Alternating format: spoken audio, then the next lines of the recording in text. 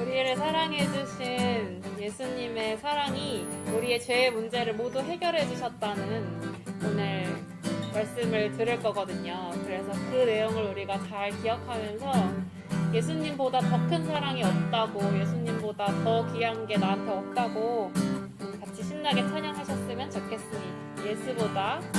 예수보다 더 큰 사랑 그 누구도 줄 수 없네. 우리에게 자유 주신 그 큰 사랑. 한 번 더. 예수보다 더 큰 사랑 그 누구도 줄 수 없네. 우리에게 자유 주신 그 큰 사랑. 세상의 헛된 보화, 세상의 헛된 보화 다 사라지지만 영원한 주님의 사랑은, 영원한 주의 사랑 나의 맘. 한 번 더 고백하실까요? 세상의 헛된 보화는, 세상의 헛된 보화 다 사라지지만 영원한 주의 사랑 나의 맘에 남으리. 고백합시다. 찬양하세.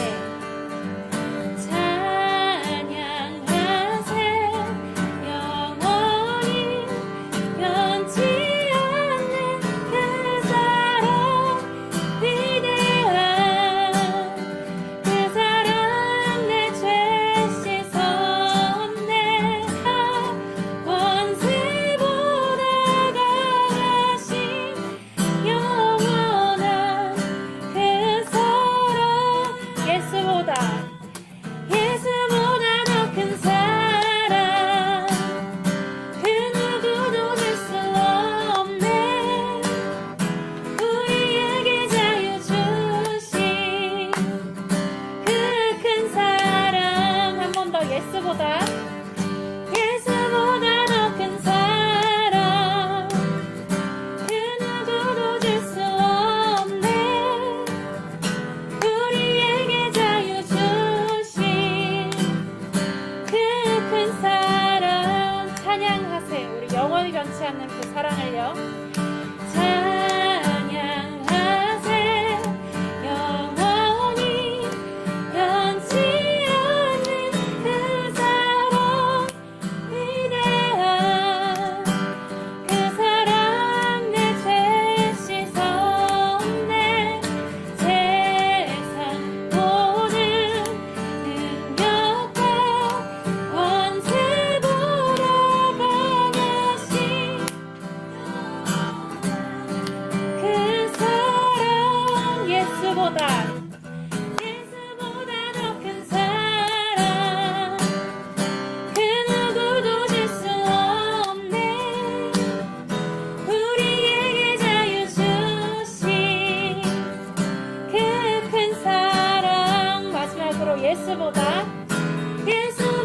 더 큰 사랑 그 누구도 줄 수 없네. 우리에게 자유 주신 승리하였네. 어린 양의 보혈로 우린 보혈의 능력으로 서리라. 승리하였네. 어린 양의 보혈로 주 내게 승리 주셨네. 한 번 더. 승리하였네. 어린 양의 보혈로 우린 보혈의 능력으로 서리라. 승리하였네. 어린 양의 보혈로 주 내게 승리 주. 우리 마지막으로 힘차게 고백할게요. 승리하였네. 어린 양의 보혈로 우린 보혈의 능력으로 서리라. 승리하였네. 어린 양의 보혈로 주 내게 승리 주셨네. 우리에게 승리 주신 주님의 이름을 찬양합니다. 아멘. 아멘. 우리 주님께서 우리한테 자유를 주셨고 사랑을 주셨기 때문에 우리가 이 시간 바로 이 자리에서 주님의 이름을 찬양할 수 있습니다.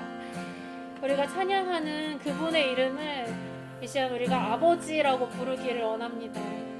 우리한테 사랑을 주신 그분을 너무 멀게 대하지 않았으면 좋겠어요. 그 사랑이 내 아버지, 내 아빠로부터 왔다는 것을 이 시간 함께 묵상하시면서 그 한도 끝도 없는 사랑 함께 경험하고 느끼면서 이 시간 나아가시겠습니다. 아버지 사랑 내가 노래해. 아버지 사랑 내가 노래해. 아버지 은혜 내가 노래해. 그 사랑 변함없으신 거짓없으신 성실하신 그 사랑 상한 갈대 꺾지 않으십니다. 내 꺾지 않으시는 꺼져가는 등불 끄지 않는 그 사랑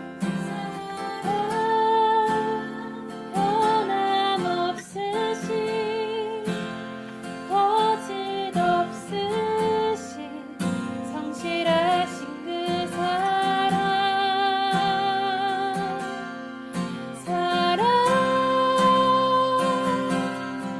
그 사랑 날 위해 죽으신 날 위해 다시 사신 예수 그리스도 다시 오실 그 사랑 죽음도 생명도 천사도 하늘의 어떤 권세도 끊을 수 없는 영원한 그 사랑 예수. 이 시간 우리 다시 한번 찬양할 때 우리 죄의 문제를 해결해 주시기 위해서 그 사랑으로 예수님께서 십자가를 지셨음을 어떤 대가를 치르셨는지에 대해서 한 번 더 묵상하면서 나아가셨으면 좋겠습니다. 아버지 사랑 내가 노래해. 아버지 은혜 내가 노래해. 그 사랑 변함없으신 거짓없으신 성실하신 그 사랑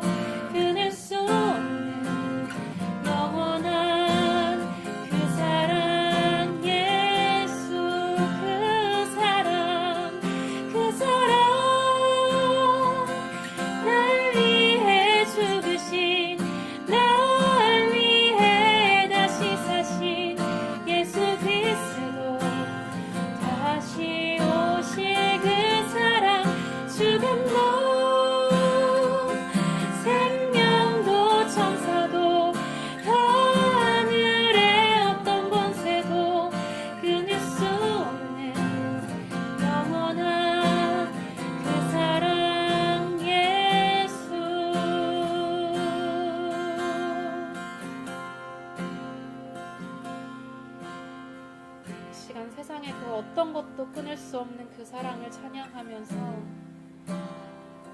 내가 아버지의 사랑을 사실 이걸로 끊을 수 있을 줄 알았어요. 사실 이거면 하나님의 사랑을 막을 수 있을 것 같았어요. 사실 나의 이런 모습이라면 하나님이 나를 조금 덜 사랑하실 줄 알았어요. 생각했던 것들을 고백하면서 나아가셨으면 좋겠습니다. 그러나 또한 동시에 오늘도 이 예배 자리를 허락하셔서 사실은 그 어떤 것도 너한테 내가 보내는 사랑을 요만큼도 줄일 수가 없다고, 내가 너에 대한 사랑을 참을 수가 없어서 이미 그 십자가를 지고 내가 부활했다고 말씀하시는 그 음성을 또한 동시에 들으셨으면 좋겠습니다. 이 시간 함께 귀를 기울이시면서 또한 마음을 여시면서 함께 기도하시면서 나아가시겠습니다.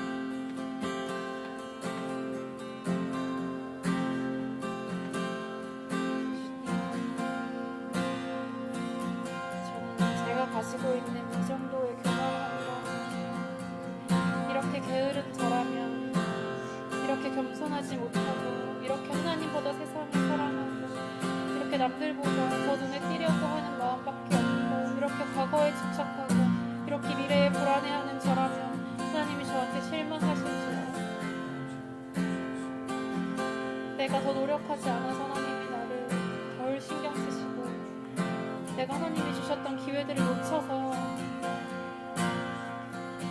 그 기회가 이미 물 건너갔다고, 나는 더 쓸모없는 사람이 되어버렸다고 그렇게 생각했었던 것 같습니다. 하지만 하나님, 저희 그 어떤 노력에도, 저희 그 어떤 발버둥에도, 그리고 사단의 그 어떤 방해에도 하나님 여전히 그곳에 계시고, 예수님 여전히 나를 바라보고 계시고, 이미 영원한 사랑을 내가 받았는 줄 압니다. 이 자리에 임재하셔서 그 사랑 받은 제가 주께 드리는 이 예배 주님 받아주시고, 성령님 여기 임재하여 주옵소서.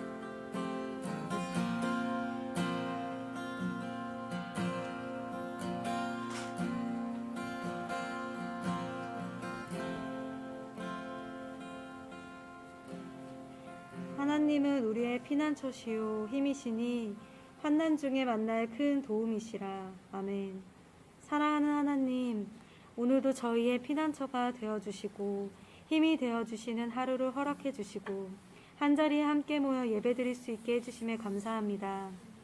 세상의 어지러움 속에서 주님의 자녀로 살아가기 위하여 발버둥치며 치열히 살아가는 모든 주님의 자녀들에게 찾아와 주시고 선택하여 주셔서 감사합니다. 그 감사와 은혜임에도 각자가 처한 상황과 어려움, 고민 속에서 주님을 잊고 의지하지 못하고 지냈던 많은 순간들이 있었습니다.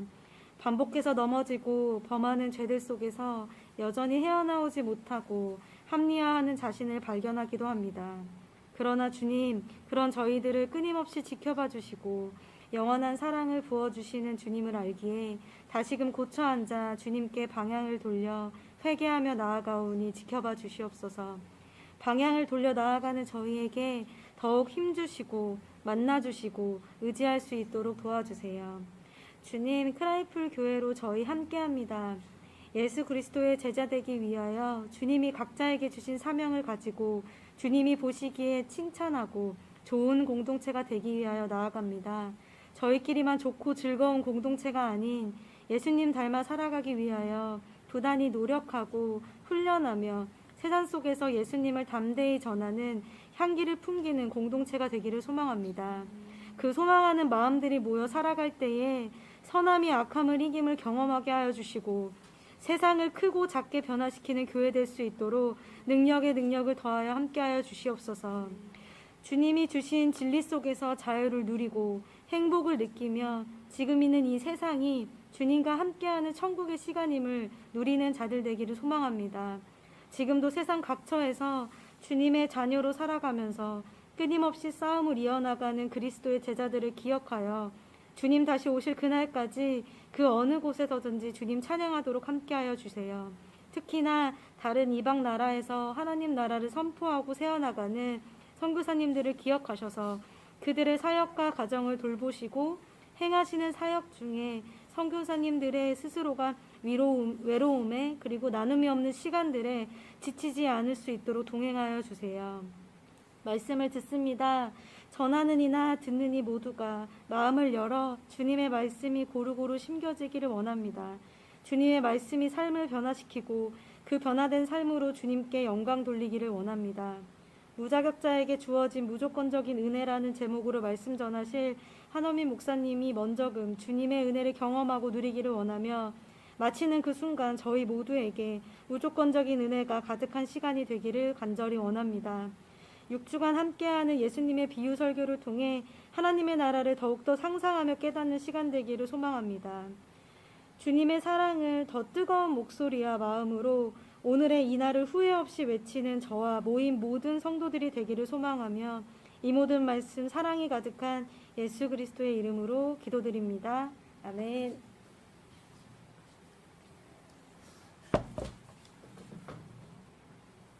네,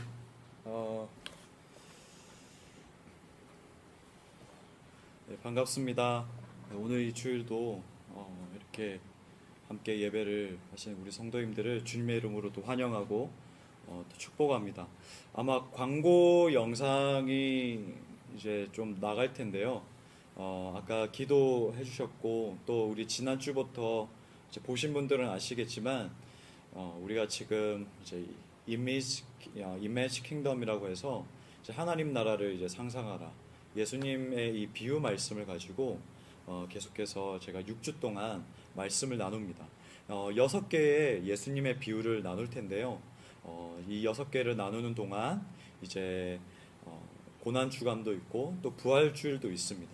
또 그때 그 말씀들을 또 그 절기에 맞게 말씀을 또 나누고 또 나머지 계속해서 예수님의 비유를 나누도록 하겠습니다. 저희 또 크라이플 처치는 목요일에 특강 종교개혁사 반을 계속 운영하고 있습니다. 이번 크라이플 처치에서 1기로 또 진행되는 이 신앙 강좌 우리가 또 계속해서 진행 중에 있고요. 또 수요일에도 우리 이제 줌을 통해서 수요 모임을 가지고 있습니다. 또 관심이 있으시고 또 있으신 분들은 계속해서 이렇게 온라인으로 예배를 함께 해주시고 또 보니까 이 주일 이후에 또 녹화된 이 영상으로 예배를 함께 하시는 분들이 또 계시더라고요. 또 그분들도 역시 계속 이 교회를 기억해 주시고 또 기도로 또 여러 가지 응원으로 이 어린아이를 키우는 것처럼 이 막 태어난 이 개척교회를 키워주시면 감사드리겠습니다. 네, 그리고 그 영상 밑에 여러 가지 그 설명들이 있습니다. 우리 온라인으로 인스타그램 그리고 또 카카오 이제 플러스 친구로 또 유튜브로 또 여러 이렇게 온라인으로 연결할 수 있는 링크들이 있어요. 그리고 홈페이지도 밑에 이렇게 수기로 만든 그 링크들이 있는데 한 번씩 눌러서 들어가 보셔서 크라이플 처치가 무엇을 하고 있고 또 어떤 소식이 있는지 계속 받아보시면 좋을 것 같습니다. 네, 이제 여러분과 함께 말씀을 나누길 원하는데요. 오늘 함께 나눌 말씀은 마태복음 18장 21절에서 35절까지의 말씀입니다. 마태복음 18장 21절에서 35절까지의 말씀입니다.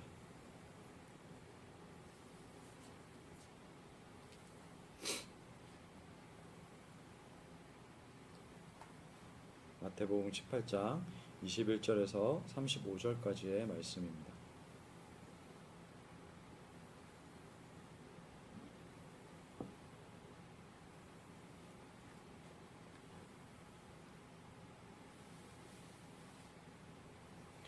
네, 함께 저와 교독하고 마지막 구절은 같이 읽도록 하겠습니다.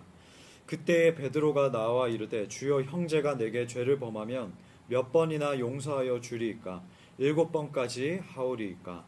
예수께서 이르시되 내게 이르노니 7번뿐 아니라 7번을 70번까지라도 할지니라. 그러므로 천국은 그 종들과 결산하려 하던 어떤 임금과 같으니 결산할 때에 만달란트 빚진 자 하나를 데려오매 갚을 것이 없는지라 주인이 명하여 그 몸과 아내와 자식들과 모든 소유를 다 팔아 갚게 하라 하니 그 종이 엎드려 절하며 이르되 내게 참으소서 다 갚으리이다 하거늘 그 종의 주인이 불쌍히 여겨 놓아 보내며 그 빚을 탕감하여 주었더니 그 종이 나가서 자기에게 100데나리온 빚진 동료 한 사람을 만나 붙들어 목을 잡고 이르되 빚을 갚으라 하매 그 동료가 엎드려 간구하여 이르되 나에게 참아 주소서 갚으리이다 하되 허락하지 아니하고 이에 가서 그가 빚을 갚도록 옥에 가두거늘 그 동료들이 그것을 보고 몹시 딱하게 여겨 주인에게 가서 그 일을 다 알리니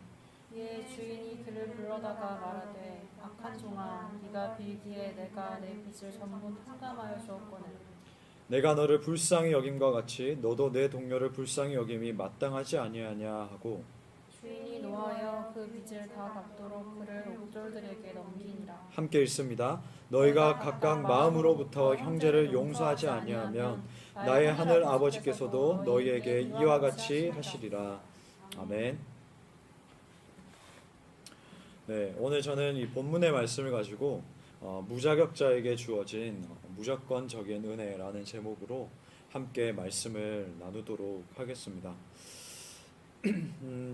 제가 그 아내와 결혼 후에 한참 후에 처음으로 같이 봤던 드라마가 있습니다. 그 드라마 제목은요, 슬기로운 의사생활인데요. 다른 걸 다 떠나서 이 드라마를 아주 편안한 마음으로 볼 수 있었던 이유는 등장 그 인물들 그리고 매해 이제 펼쳐지는 이야기에서 우리가 생각하는 그런 경쟁과 그런 갈등과 어떤 이 선악관의 이 대립 구도가 없었기 때문에 편안한 마음으로 저는 봤던 것 같습니다. 사실 이 시대에 익숙한 우리의 그 흐름은 마침내 이 주인공이 복수에 성공하여서 그리고 어떤 사람이 이 복수에 성공하여서 정의를 세운 이야기입니다. 그러니까 내가 당한 만큼 이 돌려주는 것에 대해서 아무도 사실 제재를 하지 않지요. 거창한 일이 아니라도 사실 우리는 이 일상생활에서 이 작은 단위의 좋지 않은 일들 그리고 기분을 상하게 하는 그런 일들 그리고 사람에게 이 또 피해를 주는 사람 이런 맞지 않는 사람 이런 것들에 나의 감정을 소모시키는 요소들에 우리는 인내심을 보통 가지지 않습니다. 때론 무시할 때가 있고 더 이상 부딪히기가 싫어서 그 상황을 맞이하기 싫어서 떠날 때도 있습니다. 아니면 정말 드라마나 영화에서와 같이 복수할 때도 있겠지요. 그러나 신앙생활을 오래 하신 분들은 느끼고 있겠지만 이러한 모습들은 성경에서 말하는 것과 충돌됩니다. 왜냐하면 기독교의 진리 중 하나는 바로 용서이기 때문입니다. 오늘 본문에 이 예수님의 이 사역을 옆에서 이렇게 쭉 지켜보고 또 설교를 들으면서 예수님의 제자 중 한 명인 이 베드로가 좀 궁금했나 봅니다. 오늘 본문 그 21절에 나오는데요. 함께 이 21절을 읽기 원합니다. 함께 21절 여러분 성경책을 찾아주시고 21절을 한번 읽어보겠습니다. 자, 같이 시작. 그때 베드로가 나와 이르되 주여 형제가 내게 죄를 범하면 몇 번이나 용서하여 주리까? 7번까지 하오리이까? 네, 이 베드로가 이제 예수님께 주님, 형제가 만일 내 이웃이 그리고 함께 지금 다니고 있는 이 제자들, 자신과 같은 그런 제자들 그리고 함께 동료가는 이 사람들이 내게 어쨌든 잘못을 하고 또 죄를 범하고 하면 몇 번이나 용서하여 줘야겠습니까? 라고 그렇게 질문을 합니다. 아마 우리와 같은 마음으로 이웃을 향해서 몇 번만 용서하면 잘했다. 너 그 생각 좋아. 혹은 자신의 이 마음에 가책은 좀 덜 수 있겠다. 이러한 기준을 듣고 싶어 했을지도 모릅니다. 용서라는 것은요 참 쉽지가 않습니다. 제가 지금 설교하는 설교자이지만 그럼에도 불구하고 이 용서는 참 쉽지 않습니다. 그러나 쉽지 않다고 해서 이 도전을 포기할 수는 없는 거죠. 아니 어쩌면 이 제가 도전이라고 단어를 했는데 불가능한 것을 이뤄내야 한다는 개념의 그런 도전보다는 이 용서는 자연스럽게 표현되어야 할 부분이라고 말하는 것이 좀 더 좋을 것 같습니다. 그렇다면 우리는 용서라는 것을 자연스럽게 우리의 인생에서 표현하기 위해서 용서가 무엇인지 좀 정의 내릴 필요가 있는데, 더 정확히는 각종 우리가 영화나 이 드라마나 뭐 어떤 영상 매체를 통해서 혹은 내가 직간접적인 이 경험을 통해서 형성된 그런 용서의 개념이 아니라 성경에서 말하는 이 용서의 개념, 성경에서 지금 하나님과 예수님께서 말씀하시는 그 용서와 내가 일치하는가라는 것에 대해서 물어볼 필요가 있습니다. 자, 이 부분을 정확히 하기 위해서 우리 다시 한번 이 본문을 들여다봅시다. 23절에 보면 그러므로 천국은 그 종들과 결산하려 하던 어떤 임금과 같으니, 자, 그러므로 천국은 이러하다라고 본문은 말하고 있어요. 우리는 이 비유 말씀, 이 예수님의 말씀을 지난주도 그렇고 오늘도 그리고 앞으로도 들을 때에 현재 우리가 두 발을 딛고 살아가는 이 땅의 관습과 또 도덕과 이 사회 시스템과 그런 이 통용되는 상식에 초점을 맞추고 해석하려 한다면 반드시 어긋난다는 것을 인지해야 합니다. 천국 그리고 이 하늘나라에 대해서 저와 여러분의 기준으로 이것을 들여다본다면 어떻게 하나님 그러실 수 있습니까? 어떻게 하나님 그럴 수가 있을까요? 의문을 가질 수밖에 없어요. 사실 이 세상뿐만 아니라 믿는 사람조차 이해하기 어려운 이 부분이 바로 예수님이 말씀하신 용서입니다. 우리는 상처받는 일이 생기면 다시금 반복적으로 상처받지 않기 위해서 날이 서 있습니다. 감정이 더 격해진 경우엔 나에게 잘못한 사람에게 복수하기를 원할 때가 있습니다. 그런데 이것이 천국의 원리와 나의 세계관이 충돌하고 있다는 거죠. 예수님이 말씀하시는 용서는 본문에 아주 잘 나와 있습니다. 완전을 상징하는 숫자 7과 10을 곱하시고 다시 7번을 하라고 하십니다. 7번, 5번, 100번을 해. 한 1000번은 해야지 라고 하는 것이 아니라 이 의미는 계속 용서하라는 의미인 것이죠. 그러니까 보편적인 기준보다 좀 더 나은 것으로 만족할 수 없다는 겁니다. 실제로 유대고는요, 어떤 사람이 첫 번째, 두 번째, 세 번째 죄를 범하면 용서를 받을 수 있지만 네 번째부터는 용서받을 수 없다라고 말합니다.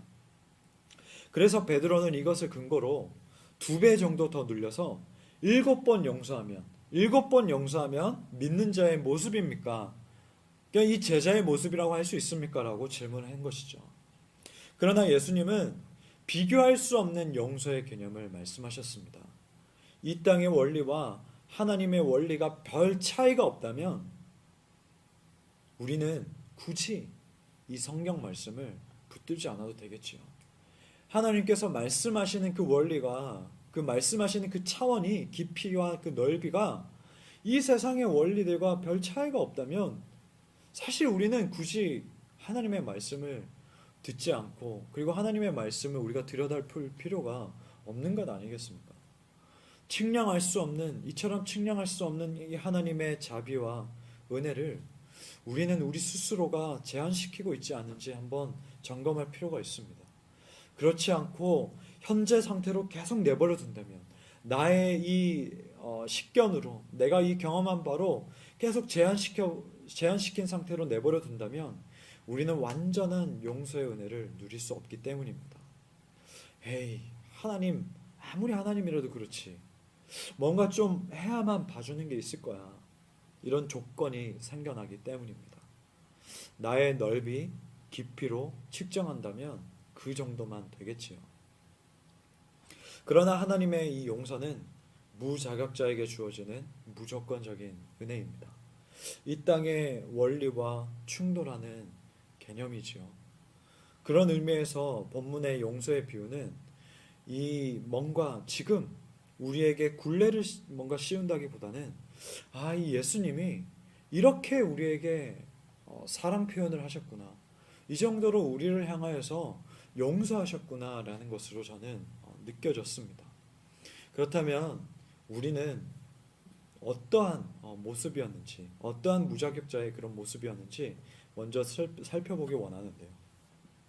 23절에 말씀해 보면 그 종들과 결산하려 하던 어떤 임금과 같으니라고 본문은 말하고 있습니다.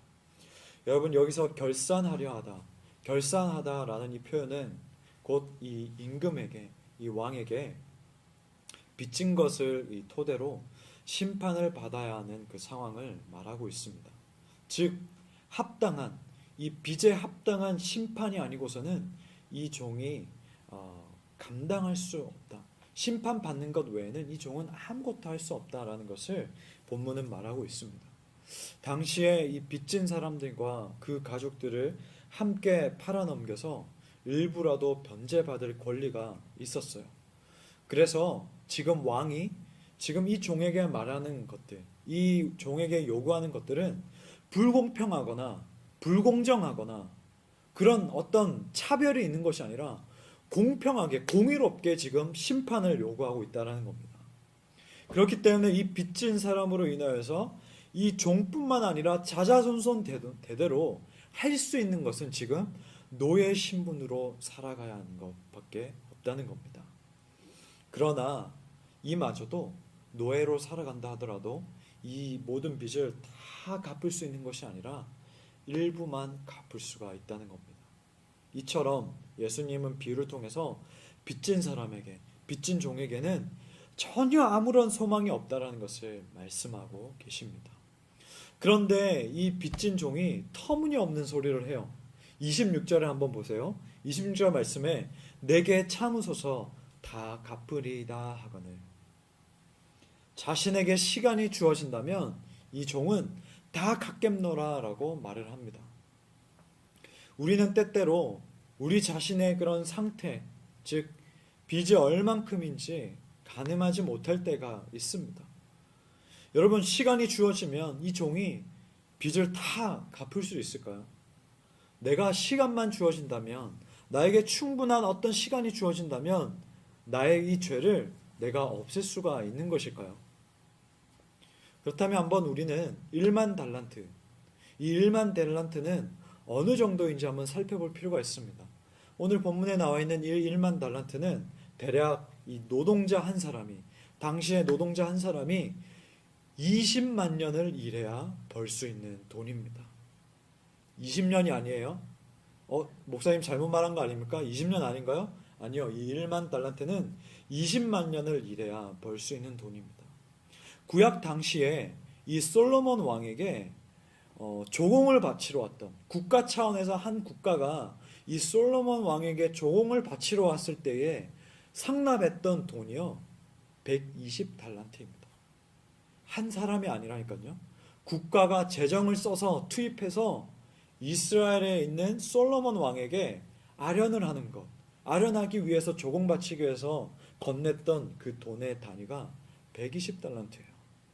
다윗 왕이 성전을 짓고자 했을 때에 계획했던 그 돈이 얼마인 줄 아세요? 3,000달란트 정도입니다. 그러니까 지금 1만 달란트에 이 다윗 왕이 계획했던 재정도 3분의 1이 채 안 되는 금액이죠. 그리고 한 국가가 투입했던 이 돈이 고작 120달란트. 고작 120달란트라고 할 수 있지만 굉장히 큰 돈이에요. 그러니까 이 1만 달란트는 우리가 몇 억, 몇 천억 개념이 아니에요. 몇 조의 단위의 개념이라고 보면 됩니다. 30조 원, 60조 원, 때로는 100조 원까지도 갈 수 있는 그런 단위라고 보면 돼요. 사실 우리에게는 억이라는 단위도 굉장히 큰 단위죠. 사실 저에게는요 100만 원 단위도 아주 큰 단위입니다. 그러니까 조 단위는 더 감이 없는 거죠. 바로 그 정도입니다. 1만 달란트 빚진 이 종의 상태는 그 정도라는 거예요. 그러나 이 종은 왕에게 이 진 빚이 도저히 감당할 수 없는 큰 빚이라는 사실을 인지하지 못했습니다. 그렇기 때문에 나에게 조금만 더 시간을 주소서, 내가 그리하면 다 갚겠나이다라는 우매한 소리를 했던 거죠. 다시 한번 말씀드리지만 한 국가가 재정을 써서 지출했던 돈이 120달란트입니다. 그런데 이 1만 달란트를 한 개인이 그리고 가족이 벌어서 갚을 수 있는 정도일까요? 전혀 아니라는 것을 우리는 알 수 있습니다. 이것을 하이델베르크 13문, 하이델베르크 소요리 문답에 이렇게 말합니다. 과연 시간이 주어진다 해서 종은 완전히 빚을 갚을 수 있을까라는 우리의 의문에 하이델베르크 13문답에 이렇게 되어 있습니다. 제가 답만 읽어드릴게요. 로마서 8장 3절에서 4절 말씀을 근거하여서 이 답은 이렇게 되어 있습니다. 결코 그렇지 않습니다. 오히려 우리는 날마다 우리의 빚을 증가시킬 뿐입니다. 로마서 7장 15절에 이렇게 되어 있죠. 내가 행하는 것을 내가 알지 못하노니 곧 내가 원하는 것은 행하지 아니하고 도리어 미워하는 것을 행함이라. 로마서 7장 19절 말씀. 내가 원하는 바 선은 행하지 아니하고 도리어 원하지 아니하는 바 악을 행하는도다. 여기에 나와 있는 말씀을 근거대로 우리는 시간이 주어져도 종은 이 빚을 갚기는커녕 오히려 이자가 불어나는 것처럼 계속해서 증가시킬 수밖에 없습니다. 우리 스스로는 하나님과 화해할 수 없는 존재일 뿐더러 우리는 오히려 하루하루 살아갈수록 우리는 죄 가운데에 허우적거려서 하나님의 진노만 쌓게 하는 존재라는 겁니다. 이러한 존재, 이러한 희망이 없고 어둠뿐이고 정말 아무런 반전을 기대할 수 없는 우리의 이 상태 가운데에 무조건적인 은혜가 주어집니다. 부분적인 조건으로 수용되는 것이 아니에요. 부분적인 조건으로 인하여서 해결을 받는 것이 아니라 무조건적인 은혜라는 거예요. 빚을 없애버려요. 오늘 본문에 나오는 이 임금이 빚을 없애버립니다. 내 모든 빚을 탕감해 주겠다라고 말을 해요. 엄청난 대반전이죠. 왕이 종을 불쌍히 여겨서 빚 모두를 탕감해 줍니다. 27절 본문의 말씀에 나오죠. 그 종의 주인이 불쌍히 여겨 놓아보내며 그 빚을 탕감하여 주었더니 이 종의 상태는 어땠겠습니까? 여러분 상상해 보세요. 한 국가도 이렇게 돈을 지출하지 않는 그런 금액인데 개인이 그런 채무를 지고 있어요. 아마도 저는 이 종이 차라리 죽기를 원했을 것 같다라는 생각이 듭니다. 사형장으로 가는 것과 같았던 기분이라고 저는 상상을 해보았습니다. 그런데 이 종은 다시 태어난 것처럼 왕으로부터, 지금 임금으로부터 새로운 생명을 얻습니다. 왜? 왕이 빚을 없앴기 때문입니다. 빚진 종뿐만 아니라 어쩌면 모든 가족이 채무를 감당할 뻔했지만 평생 자자손손 대대로 20만 년이라는 그 시간 동안 종으로 살 뻔했지만, 노예로 살 뻔했지만 자유를 얻습니다. 왜? 왕이 빚의 일부가 아닌 전부를 없애줬기 때문입니다. 이처럼 하나님의 사랑과 이 자비는 우리가 가늠할 수 없을 만큼 높고 길고 넓습니다. 로마서 5장 7절에 나오죠. 우리가 아직 죄인 되었을 때에 그리스도께서 우리를 위하여 죽으심으로 하나님께서 우리에 대한 자기의 사랑을 확증하셨느니라. 그리스도께서 우리를 위하여 죽으심으로 하나님께서 우리에 대한 자기 사랑을 확증하셨느니라. 이 말씀을 여러분, 이 비유 말씀을 보면서 여러분 아마 이미 느꼈겠지만 하나님은 독생자 예수 그리스도를 통하여서 우리의 빚을 완전히 없애주셨고 죄에 눌려서 소망이 없고 매여 있고 영적으로 끊어졌던 삶에 생명을 주셨습니다. 여러분 우리가 때로 간혹 우리가 잘못 알고 있는 개념이 있어요. 잘못 알고 있는 표현인데 우리는 죽을 수밖에 없었던 우리를 살려주시고 우리가 보통 이렇게 기도를 많이 합니다. 죽을 수밖에 없었던. 그런데 여러분 더 정확히 말하면요. 우리는 죽었던 존재들이에요. 우리는 하나님과 끊겨져서요. 영적으로 완전히 죽었던 자들입니다. 그런데 하나님께서 완전히 끊어졌던, 영적으로 끊어졌던 이 죽음뿐이었던 그 삶에 예수 그리스도로 인하여서 영원한 생명을 허락해 주셨다는 것이죠. 이것이 놀라운 바로 무조건적인 은혜입니다. 이 복음에 대해서, 이 십자가에 대해서 나중에 기회가 되면 좀 더 나누기 원해요. 그래서 오늘 비유에 계속해서 뒤에 말씀이 있기 때문에 제가 이 정도까지만 나눌게요.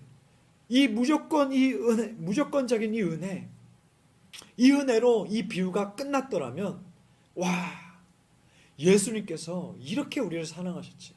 하나님께서 우리를 정말 사랑의 그 확증의 표현으로 그 아들 독생자 예수 그리스도를 보내주셨지. 나는 죄사함 받은 자야. 나는 죄사함 받은 존귀한 나의 인생이야 라고 하면서 마무리했어도 별 탈이 없었을 것입니다. 그러나 오늘 비유는 여기서 끝이 아닙니다.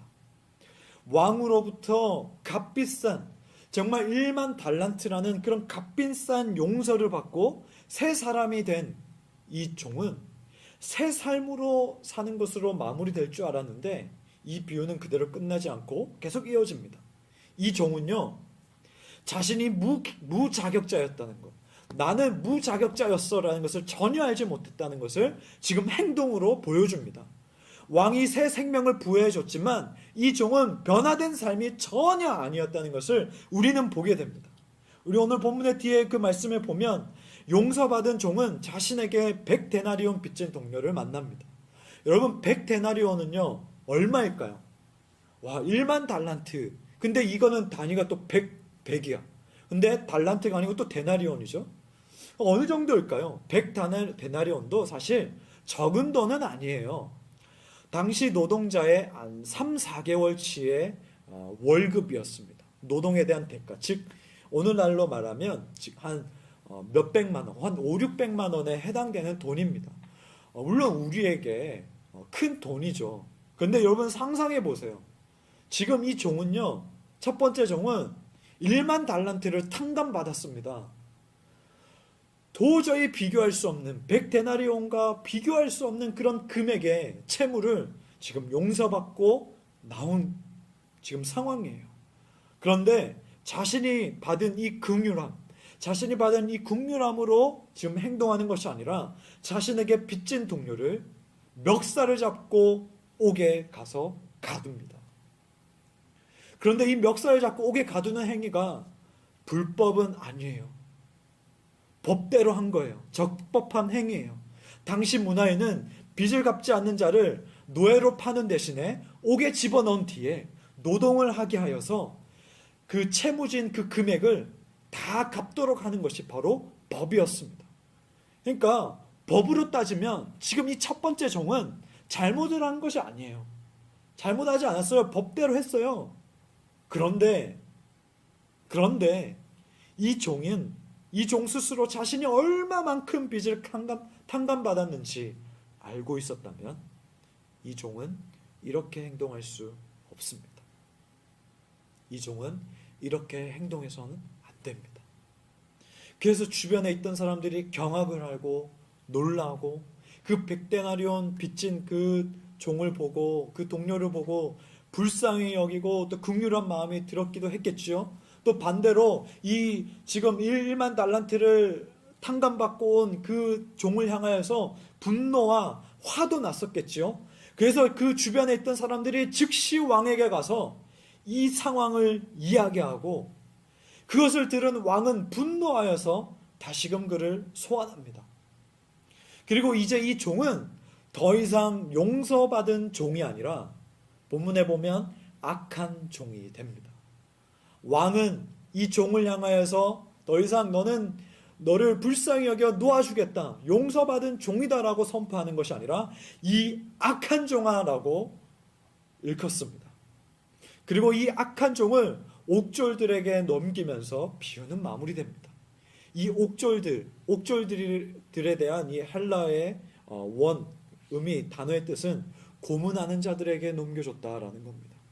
그러니까 아마도 이 1만 달란트 빚진 이 종은 감옥에 있을 때는 고문을 당하고, 그리고 감옥에서 나와서 노동을 할 때는 힘겨운 노동 일을 하고, 노동 일을 다시 마치고 감옥에 갔을 때는 또 고문을 당하고, 이런 어려움을 당했을 것이라고 이 비유는 마무리합니다. 예수님께서 이 비유 말씀 가운데에 무자격자에게 주시는 무조건적인 은혜로 끝났으면 우리의 마음은 복잡하지가 않았을 것 같아요. 저도 말씀을 준비하면서 복잡하지 않았을 것 같아요. 그런데 이 말씀 가운데에 이 비유의 핵심 구절. 이 비유, 정말 예수님께서 앞에 이 비유들을 말씀하시면서 진정으로 말씀하시고자 하는 것을 오늘 본문 35절 마지막 구절에 말씀해 주십니다. 우리 함께 읽도록 하겠습니다. 너희가 각각 마음으로부터 형제를 용서하지 아니하면 나의 하늘 아버지께서도 너희에게 이와 같이 하시리라. 여러분, 말씀을 보세요. 이게 예수님이 하고자 하셨던, 전하고자 했던 뜻이래요. 너희가 각각 마음으로부터 형제를, 이웃을, 너와 함께하고 있는 동력하는 자를 용서하지 아니하면 나의 하늘 아버지께서도 너희에게 이와 같이 하시리라. 이와 같이 한다는 게 뭘까요? 옥절들에게 넘기겠다는 거죠. 고문하는 자들에게 넘기겠다는 거죠. 즉 그 말은 뭐죠? 용서하지 않겠다는 거죠. 이 말이 무엇일까요? 예수님은요, 분명히 우리가 서로 용서할 때에 하나님께서 우리를 용서하시지만 우리가 서로 용서하지 아니하면 하나님도 우리를 향하여서 용서하지 않는다라고 말씀하십니다. 그런데 여러분, 우리가 이 말씀을 가지고 그렇다 해서 이것을 이렇게 또 해석을 하면 안 돼요. 물론 이 뜻이 사람이 용서를 해야만이 하나님께 용서를 받을 수 있다라는 그런 조건부로 이해하면 안 돼요. 예수님께서 지금 말씀하시고자 하는 그 뜻이 뭐냐면 하나님으로부터 우리가 용서받는 것과 그리고 우리가 사람을 용서한다는 이 행위는 결코 분리할 수가 없다는 거예요. 좀 더 쉽게 말씀드리면 이거예요. 너도 용서하라. 하나님께서 너희를 용서하신 것처럼 너도 가서 용서하라. 베드로야, 너와 지금 함께 있는 그 제자들, 너와 함께 있는 그 동료들을 용서해. 한원민아, 너와 함께하고 있는 그 성도들, 그리고 청년들, 너와 함께하고 있는 그 사람들이 있었다면, 그리고 과거에 함께했던 그 사람들이 있었다면 용서해. 예수님께서 말씀하신 것이 그거예요. 용서해라. 왕이요, 왜 1만 달란트 빚진 종의 이 모든 큰 빚을, 왜 모든 것을 다 탕감했을까요? 아마도 탕감함으로 인하여서 이 얻은 새 생명으로 새롭게 살아가기를 바랐던 것이죠. 그러한 기대감을 갖고 있었을 겁니다. 33절의 말씀에 나와요. 내가 너를 불쌍히 여김과 같이 너도 내 동료를 불쌍히 여김이 마땅하지 아니하냐. 내가 너의 그 큰 빚을 탕감해 줬을 때에는 이것을 너가 보고 느끼고 너도 살아갔을 때에 너에게 혹시나 이런 상황이 있으면 타인을 향하여서 용서해주고 탕감해주고 품어주기를 내가 기대했는데 너는 왜 그렇게 하지 못했느냐라고 예수님은 이 비유를 통해서 말씀하고 계십니다. 하나님의 긍휼과 자비와 은혜로 새롭게 변화된 우리는 다른 사람들에게 동일한 자비와 은혜를 보여야 하는 것이 마땅합니다. 왜냐하면 하나님은 그렇게 그러한 하나님의 나라, 그리고 하나님 나라의 이 백성들, 그리고 그분의 이 자녀들이 되기를 원하시기 때문입니다. 하나님께서 우리를 용서하신 것처럼 우리도 타인을 용서하는 거죠. 예수님이 말씀하신 하나님의 이 용서는 우리가 용서받는 것과 동시에 우리가 타인을 향해서 용서하는 것을 포함하고 있음을 뜻합니다. 여러분, 우리가 말씀을 따라서 살아간다는 것, 저는 복음을 따라서 살아가고 싶어요. 저는 복음대로 살고 싶어요 한다는 것이 무엇일까요? 여러분, 이것에 대해서 거창한 것이 저는 아닌 것 같아요. 어떤 조직 신학서를 막 이렇게 된 것을 막 읽고, 저는 이 신앙생활을 하면서 신앙 강좌를 지금까지 한 번도 안 빠지고, 저는 어떤 이러이러한 목사님에게 제자 훈련을 받았던 그 출신이고, 저는 이러이러한 교회 출신이고, 이러한 것이 우리로 하여금 복음을 따라서 살아갔다는 그런 척도가 아닌 것 같아요. 나의 삶을 통해서, 오늘 본문에 근거한다면 나의 삶을 통해서 하나님의 용서가 다른 사람에게 보여지느냐, 이것이 복음을 따라서 살아간다는 의미인 것 같습니다.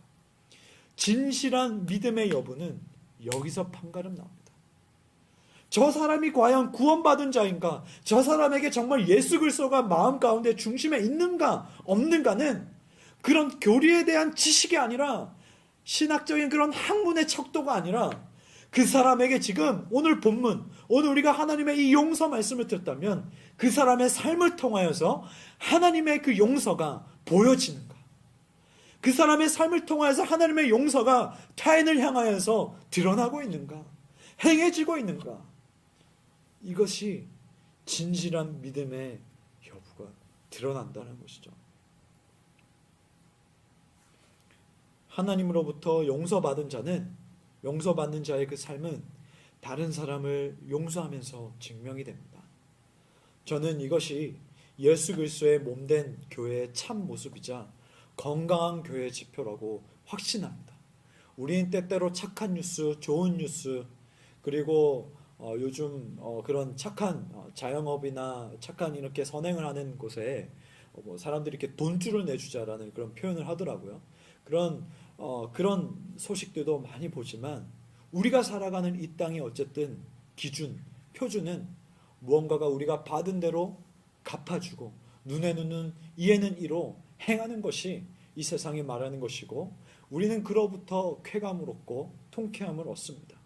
그러나 세상이 말하지 않는 것, 하나님께서 오직 이 성경만이 말씀하고 계시는 것, 바로 이 모습이 교회의 건강한 지표라고 저는 확신합니다. 그 교회의 부동산이 얼만큼인가? 그 교회에 한 번에 동시에 드릴 수 있는 예배 그 공간이 얼마나 되는가? 모인 성도의 수가 얼마나 되는가? 앞으로 모든 것을 다 이렇게 탁탁탁 이렇게 이룰 수 있는 체계적인 비전이 있는가? 이러한 것들이 아니라 예수님께서 말씀하신 이 덕목들 중에 용서라는 그 지표가 있는데 이 용서라는 지표가 제대로 작동되고 있는지 아닌지가 건강한 교회의 촉독이라는 것이죠. 우리 크라이플 처치가, 우리 교회가 이러한 건강한 교회가 되기를 간절히 소망하고 축복합니다. 우리 교회 가운데에 하나님께서 은혜 주셔서 한 명 한 명 사람이 늘어감에 따라서 저 사람은 나랑 맞지 않아. 저 기준은 나랑 맞지 않아서 기준은 나랑 그 기준이 나의 기준과 그 맞지가 않아서 그냥 멀리할래. 그냥 없는 척 할래. 그냥 나는 다른 소그룹에 그냥 속하여서 나누면은 그냥 그렇게 부딪히지 않으니까 그냥 그렇게 할래. 이것이 아니라 서로가 서로를 용납하고 용서하고 인정하고 이야기하고 대화하고 기도해주고 풀어나가는 그런 건강한 교회가 되기를 진심으로 저는 바랍니다. 한 책의 내용이 저를 섬뜩하게 했습니다. 그가 임금으로부터 빚을 탕감받기 전이나 탕감받은 후에 아무런 삶의 변화가 없었다는 것은 그 속에 이미 변화를 불러일으킬 수 있는 능력을 가지고 있는 임금의 용서를 받아들이지 못했다는 사실을 보여준다. 무섭더라고요. 사실 우리는 스스로를 우리가 들여다보면서 스스로 우리가 하루를 반추하면서 현실은 이렇게 격차가 있으니까 어렵지. 안 될 수도 있지. 하나님도 내 상태를 알면 이해하실 거야. 뭐라 말하지 못할 거야. 우린 이렇게 스스로 만족한단 말이죠. 자문자답하면서 이렇게 만족한단 말이죠. 그런데 이것이 내가 하나님의 용서를 받아들이지 못한 모습이라 한다면, 내가 하나님의 이 용서를 온전히 누리고 있지 못한 그 모습이라 한다면, 죄사함의 은혜가 무엇인지 모르는 행동이라 한다면 이건 섬뜩한 일이 아닐까요? 저는 말씀을 한 주간 내내 묵상하면서 그 생각이 들었습니다. 하나님으로부터 용서받는 자의 열심은 가장 먼저 이웃을 용서하는 열심으로 드러납니다. 그것이 바로 하나님 사랑, 사람 사랑입니다. 그리고 하나님 사랑, 사람 사랑은 가장 나와 가까이 있는 사람으로부터 시작돼서 점점 멀리 있는 사람에게도 뻗어나가는 것이 바로 성경의 원리입니다. 저와 여러분 용서하기를 소망합니다. 오늘 본문의 내용만을 근거로 부탁드린다면 하나님께서 우리를 불쌍히 여기시고 용서하신 것처럼 우리 역시 긍휼함을 받은 자로서 불쌍히 여기고 용서하는 사람이 되기를 축복합니다. 그리하여서 건강한 교회, 건강한 그리스도인이 되기를 주님의 이름으로 간절히 축원합니다. 우리 함께 이 시간 들은 말씀을 기억하면서 찬양하기를 원합니다. 예수 나의 참 소망, 이 살아있는 소망이라는 이 찬양인데요. 여러분, 이 오늘 이 예수님의 비유, 용서받지 못한 이 종의 비유에 대해서 이 들은 말씀을 기억하면서 찬양하기 원합니다. 이 찬양의 내용들은요, 예수님이 우리의 죄를 이렇게 용서하시고 또 없애주실 뿐만 아니라 동시에 용서할 수 있는 그 능력, 승리할 수 있는 그 능력을 허락하셨다는 성경 스토리입니다. 이 감격을 우리가 이 시간 찬양하기 원하는데요. 여러분, 찬양할 때에 그 전에 스스로 난 아직 용서할 준비가 되어 있지 않은 사람이야.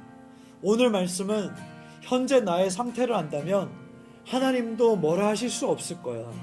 이렇게 약점으로 치부하고 그냥 덮어버리지 마세요. 우리가 이 찬양을 고백할 수 있는 그 이유는요, 나를 용서하신 하나님을 경험했기 때문에 고백할 수 있는 겁니다. 용서받은 이 삶은 나의 이야기이며 이 시간 나도 용서하겠노라 라고 선포하는 겁니다.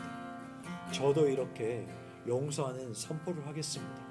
이 말씀을 기억하면서 우리 이 시간 함께 이 찬양을 담대하게 선포하며 나가겠습니다. 나주를 멀리 떠나와 나주를 멀리 떠나와 어둠 골짜기 헤매어내 절망 가운데 하늘을 보며 주의 이름 부르짖네. 어둠을 뚫는 진밀한 사랑 내 영혼에 비추네. 다 이루셨네, 다 이루셨네. 내 영 평안에 예수 나의 참소. 2절입니다. 그 크신 사랑, 그 크신 측량 못하리. 한없는 은혜 형언 못해.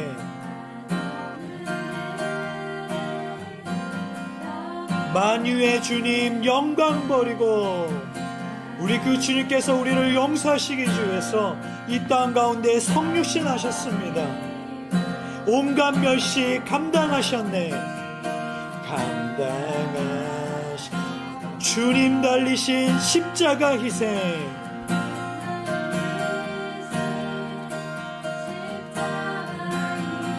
만왕에 날 사셔 나는 영원히 주와 살리라. 주와 살리라. 예수 나의 참소.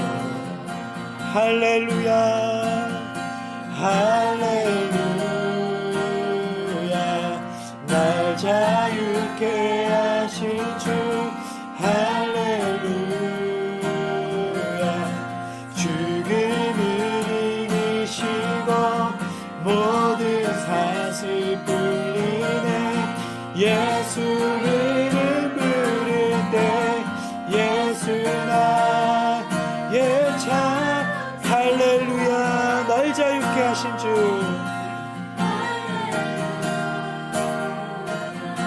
날 자유케 하신 주 할렐루야. 죽음을 이기시고 모든 사슬 풀리네. 예수 이름 부를 때 예수 나의 참 소망. 셋째 날 새벽 침묵을 깨고 약속 이루신 부활의 주 유다의 사자 말씀하셨네.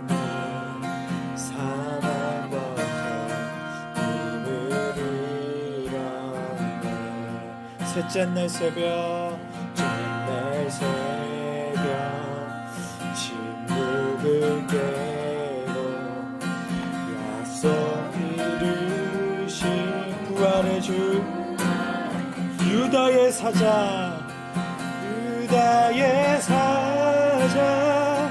말씀하셨네. 사망과 새 힘을 잃어 주 예수 승리하셨네. 주 예수 승리하셨네.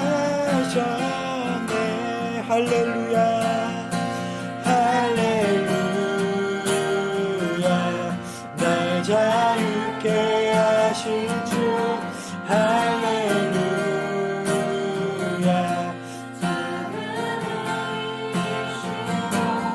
모든 사슬 풀리네. 예수 이름 부를 때 예수 나의 찬송아 할렐루야 할렐루야 날 자유케 하신 주 할렐루야 죽음을 이기시고 모든 사슬 풀리네. 예수 이름 부를 때 예수 나의 찬송아. 우리가 이 시간 기도할 때에 이렇게 기도했으면 좋겠습니다. 하나님, 본능적으로 우리는 시간만 주면 갚겠나이다 하는 그런 조건부 신앙이 불쑥 튀어나올 때가 있습니다. 나의 상태를 제대로 파악하지 못하고 우리가 행동할 때가 있습니다. 무자격자인 나를 무조건적으로 용서하신 그 자비와 은혜를 누리게 해주시옵소서. 사단은 우리를 향하여서 계속해서 넌 용서받지 못한 자야, 그렇기 때문에 넌 누구도 용서할 수 없어 속삭이지만 하나님 이 시간 선포합니다. 이미 하나님으로부터 온전한 용서를 받은 자이고 나에게 주신 하나님의 용서의 능력으로 말미암아 가족을 그리고 주변 사람을 어긋난 관계에 있는 자를 용서하고 화목하게 있을 수 있다는 것을 선포합니다. 하나님으로부터 용서받은 자는 나의 이야기이고 저도 이렇게 용서하겠습니다. 우리 다 함께 말씀을 기억하면서 이 시간 기도하며 나가겠습니다. 기도합니다. 하나님 아버지, 우리가 이 시간도 기도하며 나아갑니다. 하나님, 우리가 또 들은 말씀을 가지고 하나님 용서받지 못한 자의 그 비유를 우리가 함께 들었습니다. 하나님, 우리 하나님은 정말 크고 높고 넓으신 그 사랑으로 자비로 그 은혜로 말미암아 우리를 용서하시고 아무런 조건도 없이 우리 아버지 하나님 무자격자인 우리에게, 정말 희망도 없는 우리에게, 아무것도 할 수 없는 우리에게 여전히 우매하고 여전히 아버지 하나님 무지하고 여전히 내가 할 수 있다라고 그렇게 말하는 교만한 자들에게, 교만한 우리에게 하나님 아버지 용서를 해주시고 아버지 하나님 은혜를 베풀어 주시는 분이신데, 하나님 아버지, 우리가 때로는 우리가 이것이 얼마나 값비싼 용서인지, 이것이 우리가 얼마나 값비싼 은혜이며 자비인지 알지 못할 때가 있습니다. 하나님 아버지, 우리를 용서하여 주시옵소서. 우리의 심령 가운데에, 우리의 삶 가운데에 정말 예수 그리스도의 그 십자가의 용서, 십자가의 능력을 아버지 하나님 온전히 누리고 온전히 받은 자로 아버지 하나님 살아가게 하여 주시옵소서. 아버지 하나님 그러한 자들이 되게 하여 주시옵소서. 하나님 아버지, 성경에서 말씀하신 그 주님께서 말씀하신 그 이야기가 나의 삶의 이야기가 되기 원합니다. 나의 삶의 이야기입니다. 하나님께서 나를 용서하신 것 같이 아버지 하나님 우리도 용서의 다른 자를 향하여서 우리가 용서하게 하여 주시옵소서. 아버지 하나님, 우리가 우리에게 죄 지은 자를 사하여 용서해 준 것 같이 우리의 죄를 용서하여 주시옵소서. 아버지께서 가르쳐 주신 이 주기도의 이 기도대로 하나님 아버지, 하나님으로부터 용서를 받고 또 우리가 동시에 다른 사람을 향하여서, 이웃을 향하여서, 사람을 향하여서 용서하는 우리의 삶이 되게 하여 주시옵소서. 아버지, 아버지,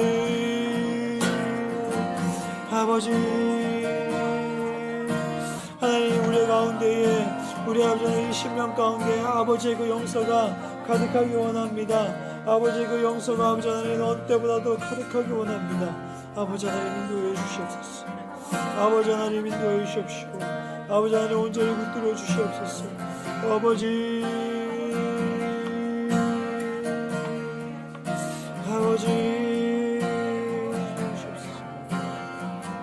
하나님 아버지 하나님 그래서 우리의 그 삶이 아버지 하나님 정말 예수께서 말씀하신 대로 예수께서 말씀하신 그 기준대로 다른 사람을 향하여서 용서하는 자들이 되기 원합니다.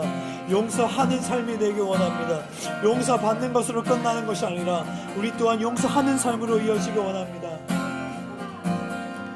용서하는 우리가 되게 하여 주시옵소서.